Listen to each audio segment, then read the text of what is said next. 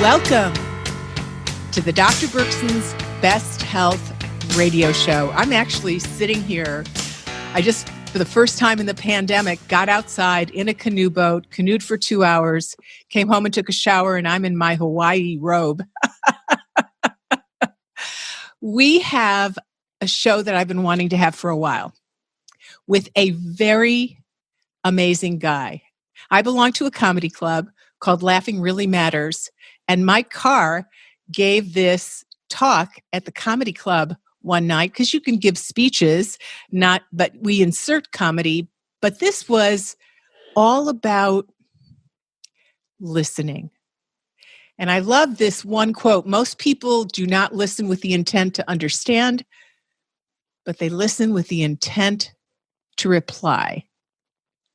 This is especially true with some talk show hosts, because some hosts will get a lot of cool information out of their guest, and others kind of talk a little bit too much. So let me tell you a little bit about him and get him right on so you can be listening to him. So he's basically in the equity and management business. So financial management is Mike's big deal. But he ends up now speaking to industry about this topic because he's so good at it. In fact, there's a big contest coming up that he's one of the winners, and he's really represents our club. One time, I think he went almost all the way in Toastmasters to way where you win and you win and you win, and you're really competing with the best of the best. So that's what we have on the show today. But he talks now to industry all over the world about two topics. One is on listening, and the other one is on leadership, which is, we're going to get into a good conversation with that. So I'm not going to talk too much about listening. I'm going to listen to the expert on listening. So welcome to the show, Mike. Thank you. Yeah, great to be here. Thanks for inviting me. So you have 8 kids. We do. 8. It always sounds like a big number every time I say it. With the love of your life, you've been with her forever, right? Yes, 32 years, married 30 years, and together about 32 years. And one of the speeches that you're pretty famous for, I think that you took all the way and almost won Best Toastmaster Speaker of the Year, was the one about, I think, meeting your wife or giving her a present or some love connection with your sweetheart. Yeah, that was right. There was it was a speech that came out of a true story. There was a Christmas where she had hinted at certain rings that she liked. She even pointed it out, apparently, at one point when we were walking through the mall. And I got busy and waited till the last minute and then realized I hadn't bought her anything. And so ordered quickly from a catalog this necklace that came in the day before Christmas. And the first time I saw it was the first time that she opened it, and it turned out to be plastic, and it melted down. And then we got to my parents' house, and my brother-in-law had got this perfect necklace that he had actually made himself, because he'd been working on it for months. And so the juxtaposition was that for his wife or for your wife? His wife, yeah, for my sister. And so it made me look, it could not have been more a perfect storm, and made me look horrible, but I kind of deserved it. So how did you get into talking about listening? Is it because you have 8 kids and you have to learn how to listen to 8 kids, or you gave your wife such a horrific gift you had to figure out how to communicate and make all that come together? Or how did that unfold? Yeah. No, the way I got into talking about listening was my dad. I lived with the best listener I have ever met in my entire life for 18, 20 years. And I just thought it was normal. I would drone on and talk about dreams and this and that. And he would really hear me and hear people. And you would see him at dinner parties doing that. And so many different people that have known him said, "Oh yes, Jerry Carr was the best listener I have ever met." And I always thought it was very natural for him. And it wasn't until he was literally on his deathbed and I had nothing more to talk about. And I asked him, and I found out that there were several Wait, mental what'd you ask steps. him? What'd you ask him? Well, it was so he had a hospital bed in his room, and I had been talking all weekend and ran out of things to say, and finally I was just sitting there and I couldn't think of what to say, and I said, Dad, you are the best listener I have ever known. Did that just come naturally, or are there certain steps you go through? And I absolutely knew the answer. I knew he was going to say, no, I just kind of come by that naturally. And he laid back and he said, no, there are steps I've learned to go through.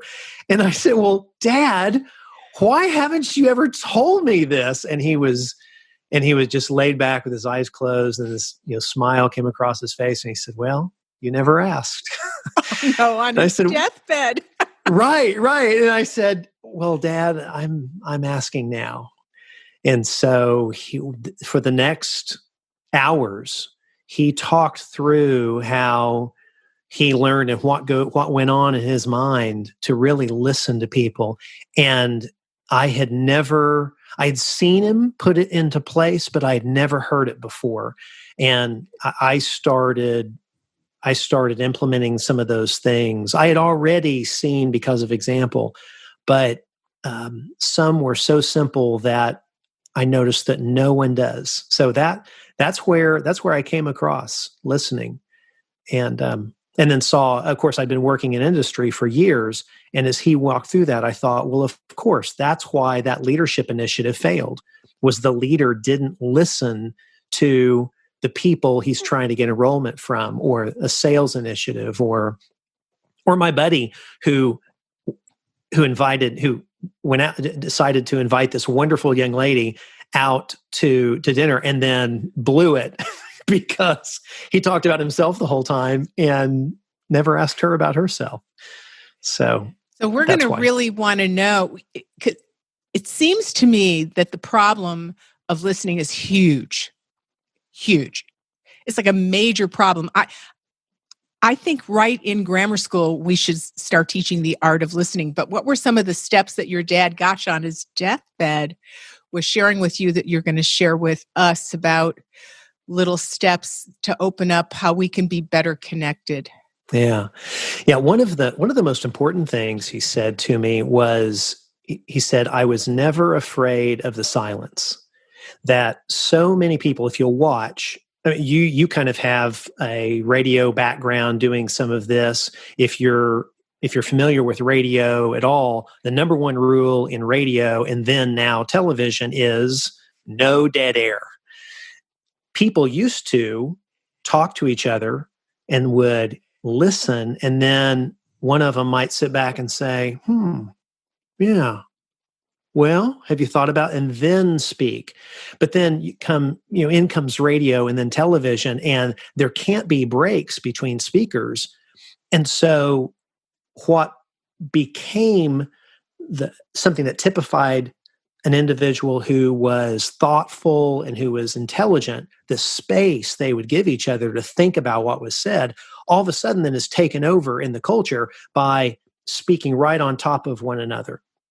Like we're always supposed to have a ready answer in a job interview or anything else like that. But if you think about it, if you're listening to me and you're immediately going to start talking, or vice versa, we have to at the same time be thinking about our next answer, when really so much of the time what's most appropriate is to sit back and really hear what someone says and then think about it and then ask more questions. Before we started, the show, we were talking about in the political environment, and that's part of the problem, is no one sits back, especially if there's disagreement, and listens to the other side and thinks, okay, what might be right about that? Or even asks, okay, here's a good example. I was talking to somebody just the other day who has an opinion that is vastly different from mine. And I was hearing that, And I thought, wow, there's nothing in my experience that says that's true. And I was getting ready to say, well, you should think about this or hear an argument. I thought, instead, I said, what in your experience has caused you to believe that?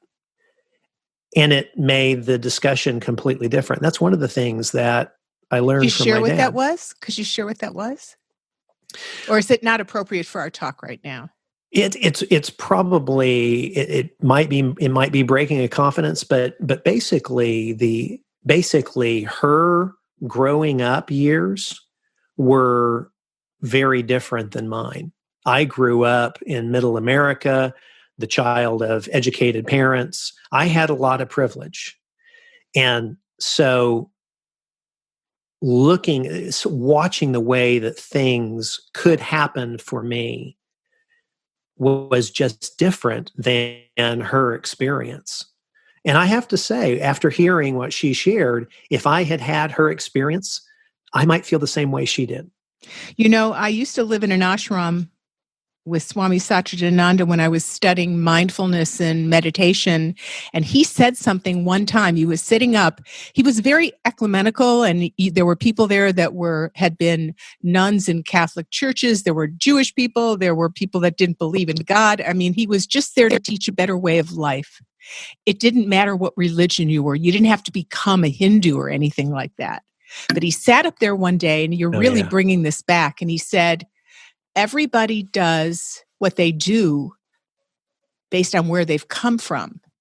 And if you led the life that somebody else led, you would do what they're doing. He said a pirate that's on a ship that is creating violence most likely was led to that by their life steps leading them to that point. If you had lived the life of that pirate, and everyone was really upset with the president at that time of other issues. He said, if you had lived the life of the president, if you had come from where they came from, you would be making the decisions today of that. You have to look at people as you have to really respect their back copy.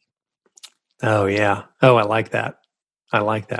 Yeah, that's really good. I heard somewhere, I believe it was on NPR, that someone had written a book called, I forget now what it was, but it played on this idea of emotional intelligence, but it was, the idea was that we all have the same emotions and we all have the same motivations down deep. We all want the best for people we love. We all want to be loved and to love. We all want pleasure. We all want to avoid pain.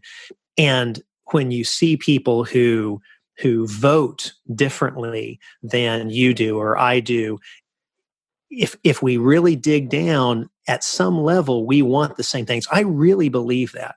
It's not because they have smaller brains, huh? Okay, Joe, just had a moment of levity to try and loosen up. Right. The non-levity. I'll say, I see small brains on all sides these days, and large brains. But there are, I would agree. I hope the large brains reign. I hope so too. Well, I want to get back to your point of the silence. So one of my dear friends died about a week and a half ago in New York City, not because of COVID. And so his husband was a man I went to high school with that was a little older than myself, but we starred together in all the plays, and we sat Shiva on Zoom. It was the oddest thing. And the man who died had been a star in Yiddish theater. So there were lots of people from all over the world singing Yiddish songs and all kinds of stuff. There, at some point, there was over 100 people on Zoom from all over the world. And so I called up my dear friend Eddie, and we starred in A Man Who Came to Dinner. So he was Sheridan and I was Lorraine. So we always call each other by our stage names. And he said, I just can't talk with you right now. I hope you don't mind. I said, well, we could just be in silence. We don't need any, because he said, right now I'm in so much pain. They were together for almost 50 years. And he said, I can't do chit chat. So I said, when Ram Dass first had his stroke, he was one of my spiritual teachers. He didn't know how long he was going to live, so he had a retreat right away in Costa Rica, and he sent out emails saying, I invite you to come surf the silence with me because don't know if I could speak. He was paralyzed on one side and he could hardly speak. So I flew out immediately to Costa Rica, and we hung out mostly in silence together. And his message was, you really don't need words. There's palpableness and depth and connection within the silence. So I said to Eddie, you don't have to talk to me, sweetheart. If you just want to call up and hang and breathe on the other end of the phone, I'll be there, whatever you want. And it's what you're saying is allowing to connect, and words can get in the way where silence can deepen that connection. Yes, it's so true. There would be dinner parties where I would see my dad off in a corner, and the person might be the CEO in the room, or the person might be the wait staff. But my dad would just be standing there somehow kind of like this and just nodding, had a beard, and it was much better than mine, but he would just be nodding, and someone would just go on and on. And when he would give that space, that silence, then he would always, he said, I would always get a deeper, better answer. That he'd ask a question, the first answer would be rather surface. And because he allowed for that silence, then someone had a chance to replay it in their head and then become more real and then become more real. And my dad was not the most gregarious person in the room, but kind of to your point, people loved him because he really saw them. Isn't that interesting? You allow someone the space to speak or be silent, and then people love you because they feel seen. Right. And we all want to feel seen. I know I've gone out over the last few years when I just was putting my toe back in the water of dating. And one of my biggest angsts was that I'd go on a date with someone and they would just talk at me for 45 minutes. And I thought, well, maybe this is because I'm going out with more age-appropriate guys and they're older and they've got wounds and they don't understand. They've been married a few times. So I tried going out with younger guys and it was often the same thing. And when I joined the comedy club that we're part of, a number of the ladies said they don't go out, that are much younger than me, said they're really done with going out anymore because they just don't want to keep listening to this wall of words pushing them away. So most of us talk about being a great communicator and a great conversationalist, but most of us don't know how to do it at all. Yeah. So is this the first step? Yes. Yeah, I really believe that. There have been a number of conversations that, I saw my dad, this happened with my dad, and I've experienced it myself where there's been somebody that multiple times when I was younger, there'd be somebody in the room that I really wanted to impress. And so I would want to say the right thing or try to say the right thing. And then in more recent years, there's something about curiosity. That's one of the other things that my dad brought up was he talked about how truly not powerful in a overarching or being over someone's sense, but powerful in a relationship sense, how powerful curiosity is. That when you really become curious about someone and their story, that rapport builds very quickly and it can be very strong. And I've experienced that where there was a senior person in the room and his or her eyes were just glazed over because everyone was coming up, I think you did so great. And we're going to hit these goals in our department. And, happened to come up and just say, well, hey, so nice to meet you. So where'd you grow up? Where'd you go to high school? And find out that there's this, they played guitar in a high school band, and then we're talking about guitars and other things, and then build a personal relationship when I never could have done that whenever I was a younger person trying to say how great I was or or anything else. It is interesting. You talked about dating. It's kind of a funny story. I was at the NSA, National Speakers Association convention in Denver last year, and was riding back from the airport with an Uber driver. And she said, "Oh, so where are you going?" I told her, and she said, "What do you speak on?" I said, "It's kind of funny. It's got a little ironic. I speak about listening." And she going, "Oh, that's so. What? Why everybody listens? Why don't you do that?" We started talking about listening, and I just asked her. I said, "Well, okay, for example, you're at a bar, a guy comes up to you, and what does he do?" And she said exactly what you just said. "Oh, he tells me about this, his yacht, he's going to where he's going to go," and just this wall of words. I said, "How would you feel if a guy just came up and said, 'Hey, tell me about you. So where did you grow up? What did you enjoy doing there? How did you get here to Denver? Do you still do that? Tell me about your family?'" And she was driving, and I had to stop because she literally started blushing. She got really red and could kind of barely look over at me. And I thought, this is, I'm very married. This is not appropriate. She was feeling the connection because you were really trying to.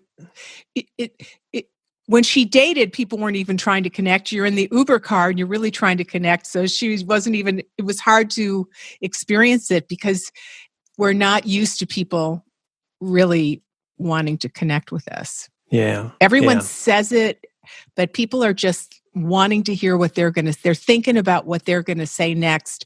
And now we've got so many people in such high levels of government shrilly doing that. And I think that learning how to listen and have a constructive conversation is so important. I loved when I first heard you give this talk, because I think when you do, let me just go to your home, and then I want to go to the office. Do your brothers and sisters from your family, did they also benefit from your father in that way? So do you have like a familial good listening karma? Yes, to a degree. I have one sister. I just have one sibling, and so. I thought with 8 kids, you probably had like 10 brothers and sisters. Okay, all right, right, that's unique. Okay. Right. There's a funny side story that when I asked Julie to marry me, I literally asked her, "Have no children, focus on career, travel the world," and so all of a sudden, then we were kind of pregnant by surprise and went, "Whoa, this is so much fun!" We just didn't know when to stop. So it wasn't because I had a big family, but I have one sister, one sibling, and I see her listen well to people as well. She was not there in the room whenever my dad went through that, but we've talked a little about that, and I know she has seen that over and over, and they were beneficiaries of that, and talked about she and her family were beneficiaries of that, and talked about what a gift that was for them. So. What did you see in the relationship with your father and your mother because of that? Now, my mother and father, much as I love them, and I had a phenomenal father, maybe a lot of people know that, but my mother and father could not listen to each other. They did not have that skill, and they didn't really have that skill necessarily. It is a skill, and you do need to learn it. And so how was it manifest in your parents together? Yeah. It was initially it was my dad who was the great listener. In fact, they told a story when they met in college and went to, I think, a football game was their first date, and my dad just sat back and he would laugh and he'd say, "Oh, I really enjoyed taking Linda out because I never had to say anything. She just filled all the space." And she was quite a talker. If I'm a talker at all, I get that part from her. But over time, that's one of the things I really admired about my mother, but they both did this. They assumed that they were not perfect. And so they always were working on themselves and their relationship, assuming that it wasn't just going to, by default, be good. And so as they went through, what a legacy. It was really great to see. And so then as they went through marriage weekends or marriage counseling, then I saw my mom over time be gifted with a skill set to then turn and draw my dad out with those same kinds of questions, watch what he was doing, and then turn around and do the very same thing for him, because it was very purposeful. So that was a great legacy. So many people are working in a office for the state, in a firm, and they're thinking to themselves, I've got people that don't listen to anybody. There's no way they're not going to listen to me. They are not interested in listening to me. My life is pretty much hell, and I go in and I'm just biding my time till I retire, because it's just, I have a really good girlfriend here that works for the state in the budget department, and nobody can talk to anybody else, plus a lot of other issues. And in fact, she's taken early retirement because she can't take it. And she felt like she was going to have a heart attack because there was no communication, very little honesty, and every person for themselves. And I know we have a number of people in our club that have jobs that they share that it's like that, whether they're in the school system, whether they're in the state system. So a lot of people aren't in that idyllic state. They're in a state where they're in some kind of state of affairs where in their job, they're working with people who do not have any of these skills. So what do you do then when this is your job, you're not going to leave your job, but you're working with people who don't listen, and there's a lot of shrill aggravation all the time. What's your answer for that in the business world? Yeah, that's hard. That's hard. And a lot of, on the business side, a lot of the people that I'm talking with, it's peer to peer. And then I'm talking with leaders who manage teams and encouraging leaders to say, there's this phenomenon that the right answer is always the answer that the most highly compensated person in the room brought out. And that is a problem, because the most highly compensated can't be everywhere, but it is a reality. And organizations lose because they truly don't bring the best ideas out from everyone. But if you're managing up, that's probably the most difficult. The first thing I would say is... What do you mean managing up? If you have to, say if I'm working for someone who is just not a good listener at all, right? Then if I'm managing, trying to help that person grow, then if I'm managing up rather than that person helping me grow and kind of managing down, that can be difficult if the person doesn't see it. Isn't that really the most common circumstance where the person doesn't see it in relationship or in business? You're often in a relationship with someone who doesn't see, and then they maybe even project onto you that you do it, because whatever they don't see or own, then they project onto you, and then they accuse you of that, and you're in this pickle. So how do you unpickle that? Right. And that's difficult. And I'm glad that you said it the way you did, that you're going to stay. If you're going to stay at that position, stay at that job, then I think the first thing to do is begin listening. Now, there's something about the listening pieces. People who are good listeners gain a lot of great information, more information than those who don't. And so information is on your side immediately in that situation. So beginning to engage that boss or superior in conversations like, so what is it that's important to you? Might even say, I've said to individuals that I reported to at various times, I said, hey, I want to help you get the next job you want to get. What is that? Now, they wouldn't always share it with me, but when they would, then I wasn't just blowing smoke. I wanted to do what I could do to help that individual accomplish her goals. So beginning asking that, even asking about family, asking those kinds of things, and hearing what that boss is willing to share. But usually a boss will say, okay, this is what I want to accomplish, or this is what I want us to accomplish.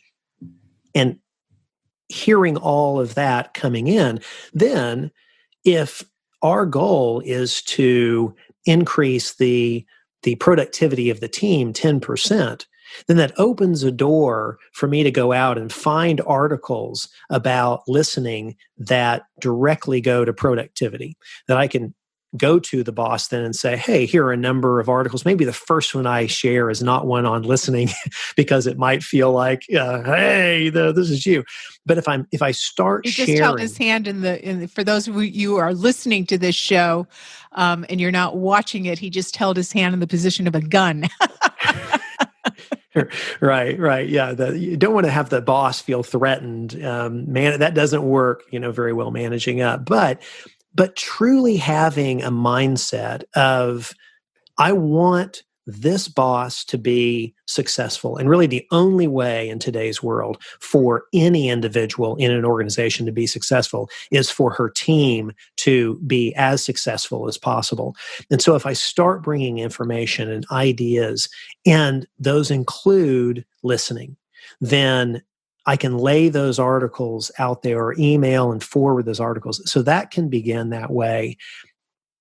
Sometimes whenever you start doing that, the next time that an assessment comes up and they want to do a 360 assessment of that boss, you might be asked then by the boss to come in and be part of that 360 assessment because you have taken an interest in what her goals are or his goals. And then that gives you an opportunity to, in a gentle way, say, I notice that you could gather more from your team, build more rapport by asking more questions, listening, and doing that. But oddly enough, or not so oddly enough, it does begin with listening first to what's important to that boss and being curious. So translating this into relationships, because a lot of people have problems with their offspring, their kids, they have problems with their siblings, their brother or sister, they have problems with their parents. Humans have problems, and communication is a big bridge between us, and we don't always have such a cleared off bridge. So if you're in a relationship, especially let's say you're in a relationship with someone who doesn't listen well and they don't own up to listening well, let's say they're your husband and they have a job of a lot of power. They're a policeman, or they're a high up physician, or a pilot. I have some very good friends that are psychotherapists, and they say that there's certain careers that tend to be a little bit more narcissistic or a little bit self-centered because within the career they have to be very confident. Maybe a surgeon have to be incredibly confident, and it's hard to leave that at the door. And a surgeon isn't someone who listens, they cut. And when they walk in the door, they don't necessarily listen, and they have a strong personality to be successful at what they do. So what do you recommend for somebody in their intimate relationships to foster this kind of healthy back and forth? Right. Yeah, that's good. It does. I do believe, in me personally, I'm fine giving first. So if it's listening, asking questions, and then it's much the same way we were talking about with a boss. What is important to you? Doing that. Listening, actually, active listening, that's one of the things that my dad said, was that whenever he would be listening to someone in a relationship, one of the things he said is be transparent first. That the way a conversation goes from surface to depth is someone has to be transparent. Someone has to break through that veneer that says, "Oh, everything's great. Yeah, we're great. We're awesome." And that's one of the things that he said, was he always thought he wanted to be the first one to do that. And then it gave permission for someone else to do that. And so in a relationship like that, asking that spouse, that other person, being truly interested, obviously if it's a very intimate relationship, then that's that's going to be a little different than if it is an estranged sibling or an estranged parent. I'm But talking about, beginning let's say, to, your husband or wife, a really strong, many of us listening have, and especially in the pandemic, people have been at the house. Things are coming out that perhaps weren't dealt with before. And there they are sitting in the middle of the room. So talking about it with your intimate spouse.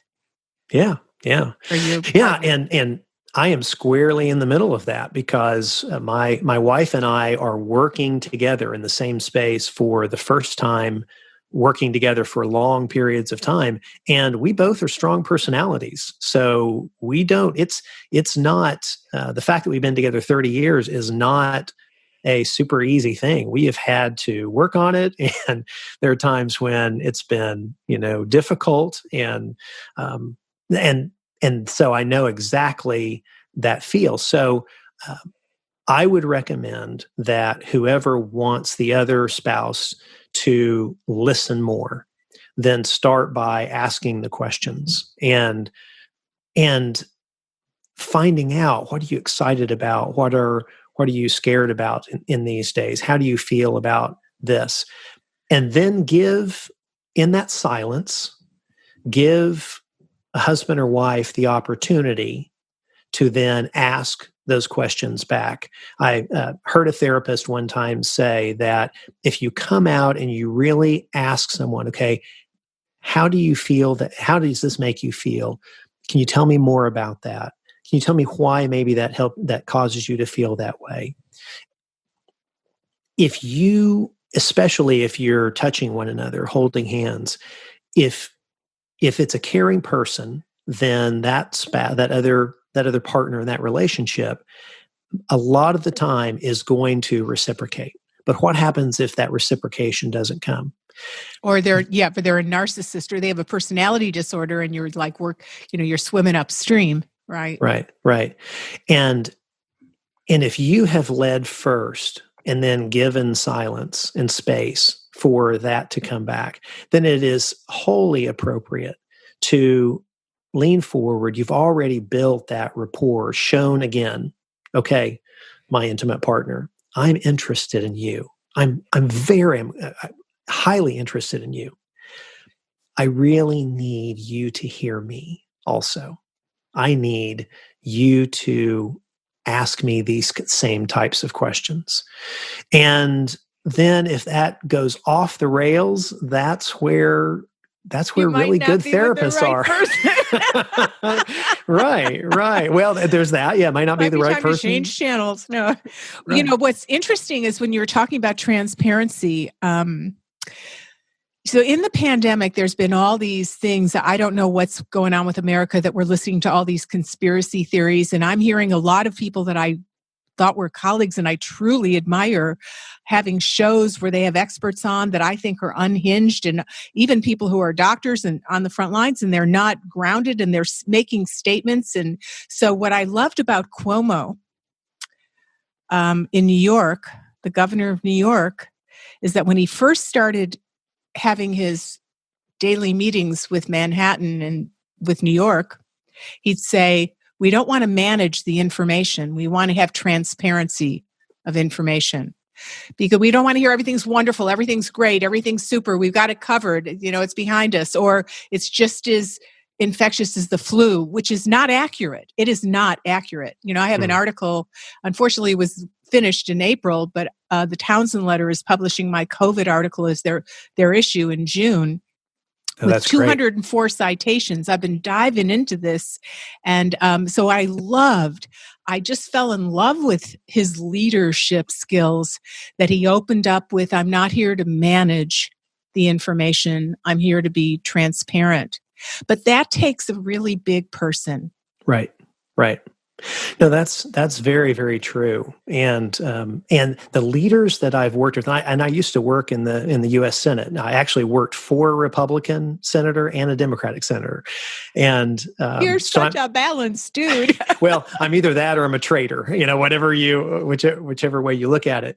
But the best leaders that I ran into, whether it be political leaders or leaders in the business world, but particularly on the political side, they would purposely read the articles that were put out by their party's magazines, journals, but they would also go and read the opposite opinion, because a lot of these individuals, I came out of a debating culture, and in college and high school debate, you have to, in order to be able to win, you have to be able to successfully argue both sides of any topic. And so what I saw was that most topics are not like the way that we put them up to be in our society. They're not completely black or white. They're not, Exactly. way over here or the other.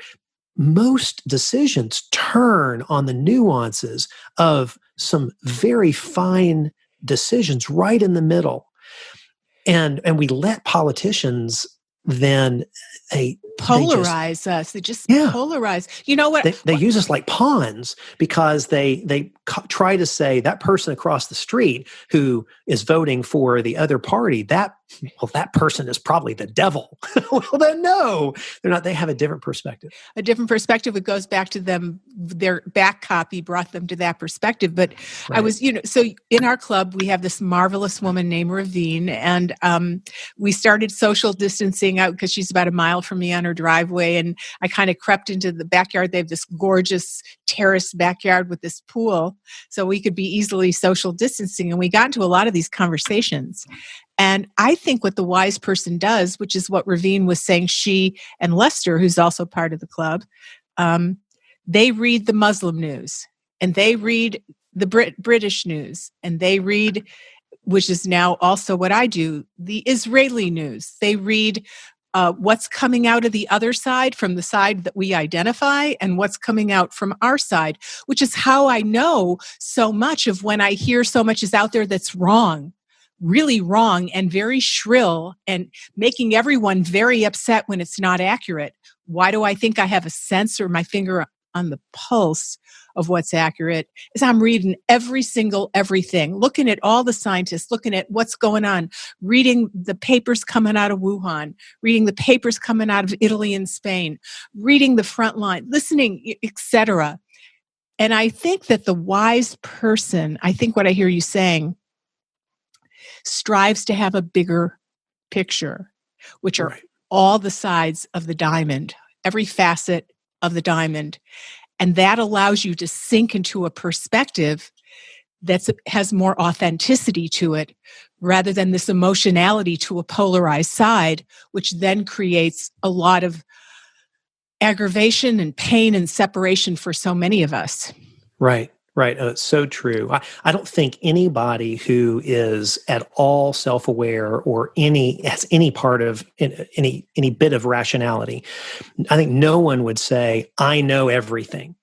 Well, if I don't know everything, then there are pieces that I don't know that I don't know. So I have blind spots.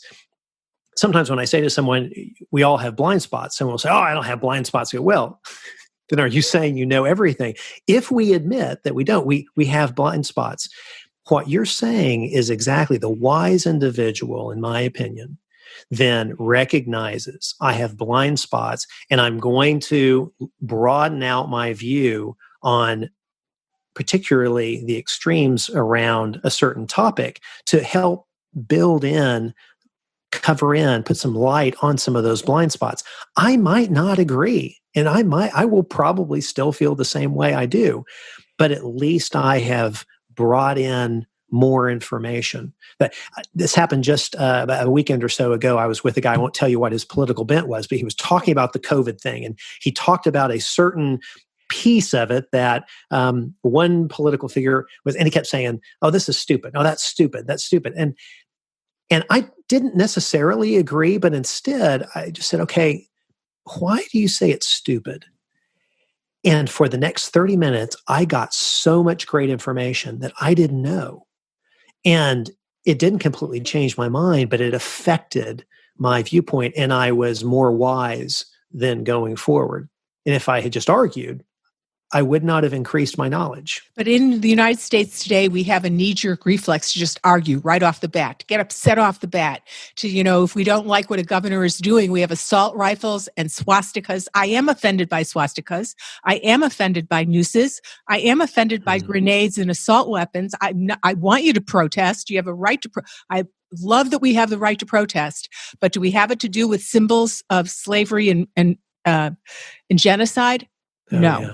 Yeah. But I love, I have a book out on this very issue. I wasn't thinking of ever talking about this book on our show today, but I have Tell a book me out. about that. It's called Juicy Souls: How We Give Our Spirits Away and How to Get Them Back.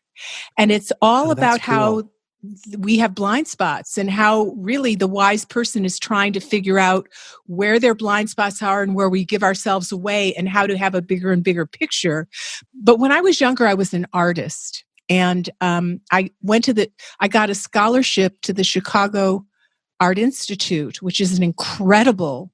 I took art lessons all my life and then got a scholarship, and I used to be hired by schools and buildings to do big murals and things like that. So I missed doing some art. So I did a series of books that were all drawings and illustrations. So this was one of those series where it was mostly done in pictures with very small number of words to illustrate these in-depth psychological concepts. So you can get this book on Amazon. It's called Juicy Souls: How We Give Our Spirits Away and How to Get Them Back. But it's really, in my opinion, the wise person walks around assuming that they're not totally held, that they have things they don't see, and they're open to hearing what the other person has, so we can come more together rather than saying, I know exactly what's right and you're totally wrong. And we're so divided today, it hurts my heart so much. And it's coming from emotionality more than it is of really learning how to listen to each other, which is why I thought this show would be so perfect for people to listen to while they're partially quarantining. Maybe some people are out. I went out on the lake today myself, although in a canoe, we were 6 feet apart. Yeah. We were 7 feet apart in the canoe, actually. That's good. I think listening is one of the most important skills that a world can have. Yeah. And I will tell you, Devaki, where I really learned that, a lot of people don't think that numbers have much to do with human nature, but where I saw so much of this and the importance of it is in the financial realm.